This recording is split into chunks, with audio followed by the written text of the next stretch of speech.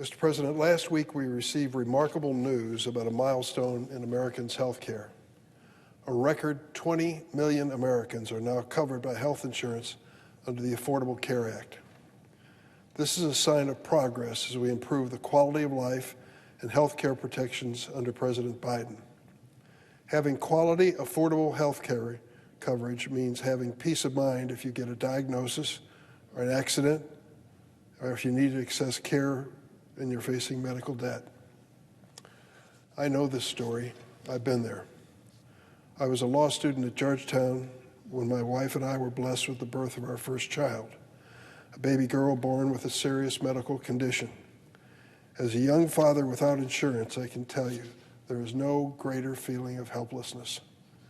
That is why Democrats have been committed to expanding health insurance to millions of more Americans and ensuring it contains protections for patients with pre-existing conditions. But even with these successes, there are serious gaps in America's healthcare system, gaps which are unimaginable until you learn specifically what I mean. I want to focus on one of them, access to dental care. I spent the August recess last year visiting small towns in southern Illinois. I met with the new mayor of Carbondale, Illinois, Carolyn Harvey. She told me that, I asked her, I said, okay, you have the United States Senator in your office, Mayor. What's your ask? What do you want? Her answer, pediatric dentistry. Of all things, I couldn't imagine that. I thought it would be a sewer line or a street or something for law enforcement. Pediatric dentistry. She said, Senator, we just don't have enough dentists for kids in southern Illinois. In fact, there are 10 rural counties in the state that have only one dentist to serve the community. In Lawrence County, there's one dentist for 15,000 people. That ratio, local ratio, is 11 times worse than the national average. What's the result of a shortage of dentists, particularly for kids? Patients' conditions worsen as they face delays to even get an examination. My office was recently contacted about a child in southern Illinois who was found to have tooth decay in her 18-month checkup. The patient is covered by Medicaid, and her parents had a hard time finding a dentist who would even see her. Imagine this for a minute as I tell you this story, that you are the father or mother of a child that's 18 months old and has tooth decay and pain. After nearly a year, the patient was finally treated for severe tooth decay, erosion of the upper incisor teeth, and large tooth abscess. But her condition did not improve after multiple rounds of antibiotics, so her dentist called around to find a specialist to see her. They were told by the specialist, and I quote, "Unfortunately, we have over 200 patients on our waiting list, so we really can't help her. This child is going to have to develop a much worse condition known as facial cellulitis. Then she can be sent to an emergency room, and then we can see her." Listen to what I just said. You have a child that's a year and a half, already been treated by a dentist, complications, trying to find a way back to the dentist and being told, sorry, there's a waiting list here of 200 people, get to the end of the line and wait. Perhaps, though, there's a way out.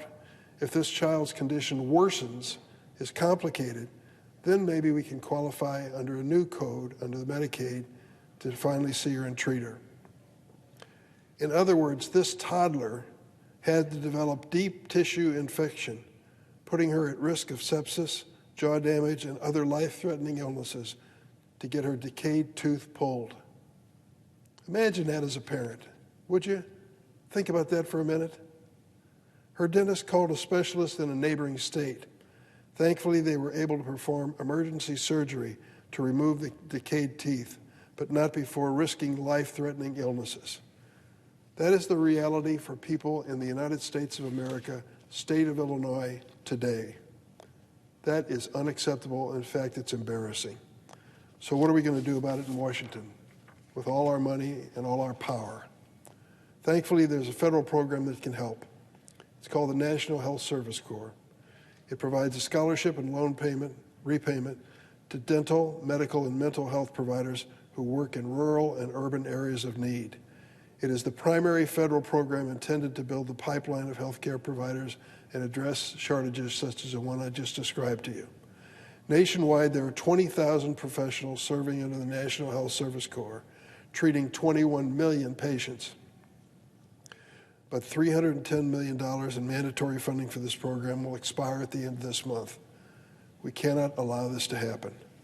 Senator Marco Rubio, Republican, Florida, and I have a bipartisan measure to extend this program and nearly triple its funding. It's supported by more than 65 leading medical organizations. They know the reality on the ground for poor people in America, particularly in rural areas and in urban areas of need. The Senate Health Committee passed a major bipartisan package last fall that included significant new funding for this program. I urge my Republican colleagues to join to support it. But there's a lot more we need to do. For example, in Illinois, only 1/4 of practicing dentists accept Medicaid. Think of that. 1/4 of practicing dentists accept Medicaid. Because so few dentists take Medicaid patients, it means that kids in Illinois with private insurance are 6 times more likely to get a dental appointment than those who have Medicaid. In other words, if you're poor, that child complaining of a toothache is just going to have to take it. That, unfortunately, in my state and many states, is reality. Low reimbursement rates and arbitrary practices by companies that administer dental benefits under Medicaid contribute to this. So I recently sent a letter to the 3 major insurance providers, DentaQuest, Avessis, and Involve, to understand their tactics and their corporate strategy and ensure they're not putting unnecessary barriers up for basic dental treatment. I'm also working with stakeholders to bring in federal dollars to expand dental residency training programs, fund mobile clinics that drive into rural areas, and expand surgical capacity.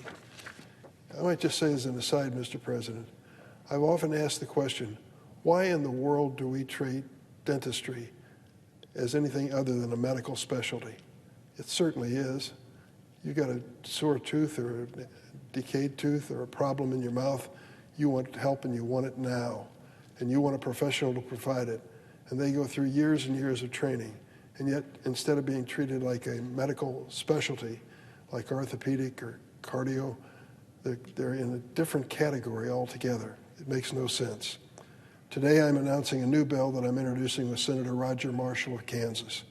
Our bipartisan legislation will authorize funding for the Centers for Disease Control to enhance public health activities improving dental care across America.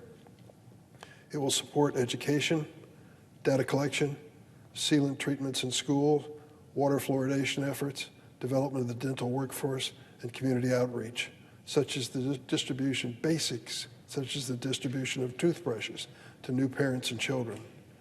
Illinois has not received funding for this important work in nearly 20 years for lack of funding. I want to change that.